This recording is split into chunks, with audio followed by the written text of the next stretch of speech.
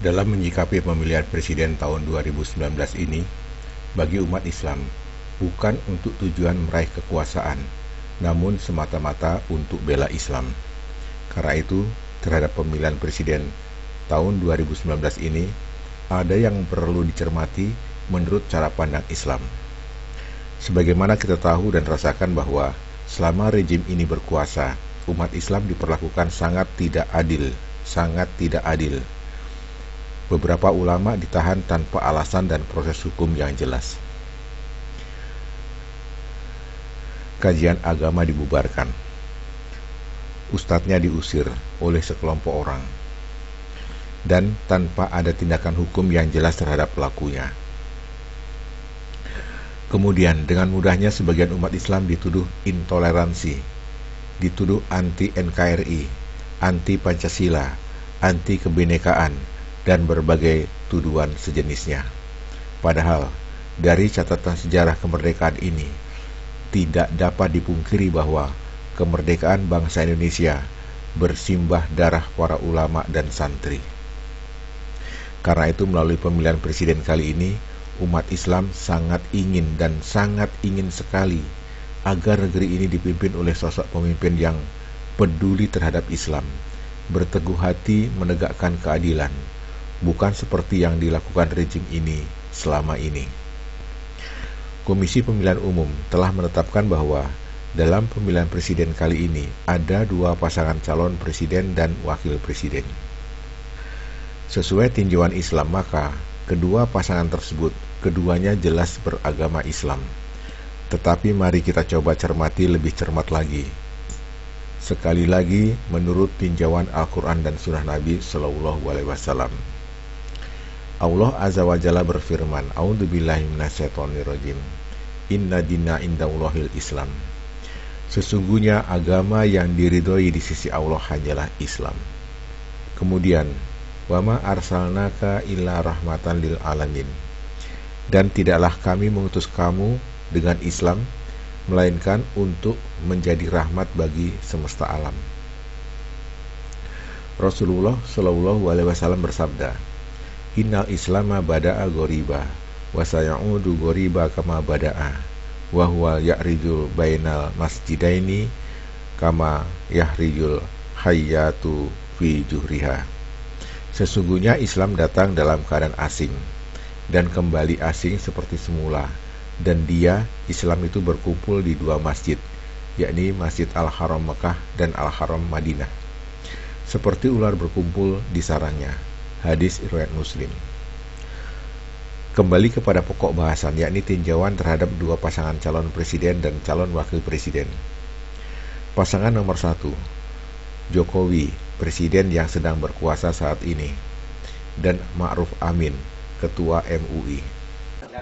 3.000 eksemplar buku dengan judul 57 Khutbah Jumat ini diamankan oleh anggota Kodim 0824 Jember sebelum disebarkan untuk sebuah seminar di kawasan Jember, Jawa Timur. Ribuan buku ini juga rencananya akan disebar di kalangan masjid dan pondok pesantren di Kecamatan Mayang. Setelah dikaji, buku ini mengandung paham Syiah dan tidak cocok untuk masyarakat Jember. Ternyata Jokowi lebih dekat dengan Syiah. Padahal ajaran Syiah adalah termasuk yang terlarang di Indonesia. Di samping itu, Jokowi yang suka dengan pencitraan, sampai-sampai untuk menampilkan pencitraannya sebagai Muslim diantaranya, Jokowi sangat suka menjadi imam sholat. Tidak peduli ketika ada sebagian jamaah yang meragukan kapasitasnya sebagai imam sholat, sehingga lebih suka tidak bermakmum dengannya. Lalu bagaimana dengan yang ini? Bismillahirrahmanirrahim. Assalamualaikum warahmatullahi wabarakatuh.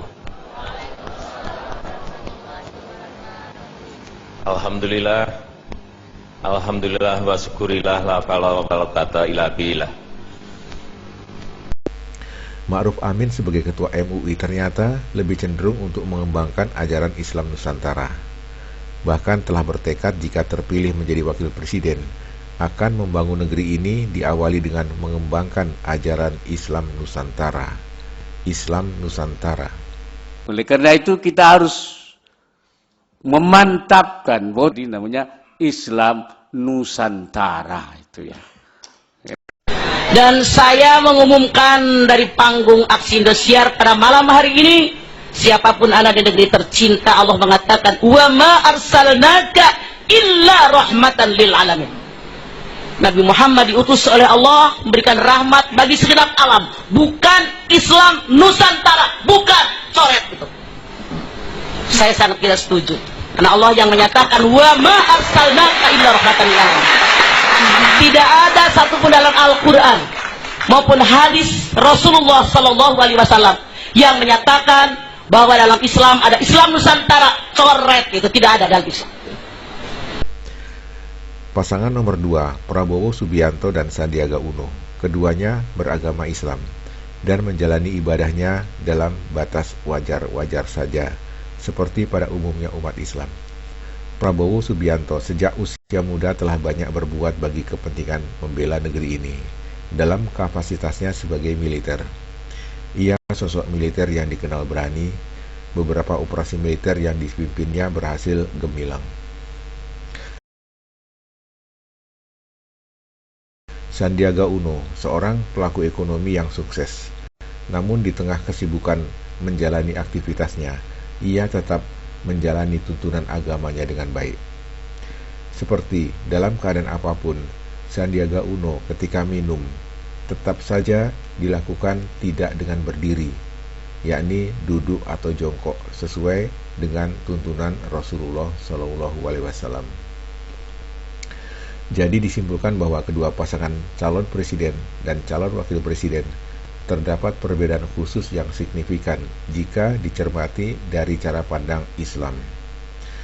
Sehingga dapat disimpulkan bahwa pemilihan presiden kali ini adalah pertarungan antara pasangan calon presiden dan calon wakil presiden nomor 1, yakni Jokowi yang dekat dengan Syiah bersama Ma'ruf Amin yang membawa Islam bernuansa lokal, yakni Islam Nusantara, dengan pasangan calon presiden dan calon wakil presiden nomor 2, Prabowo Subianto dan Sandiaga Uno, yang menjalani Islam tanpa embel-embel, yakni Islam sebagai rahmatan lil alamin, yang dibawa para ulama warasatul anbiya. Jadi dikatakan oleh Nabi bahwa saat ini yang berkumpul di 2 Masjid Al-Haram. Silahkan pilih mana yang menurut Anda benar. Apakah memilih pasangan nomor 1, penganut Islam Nusantara, atau pasangan nomor 2 yang menjalani Islam sebagai rahmatan lil alamin? Barakallahu fikum.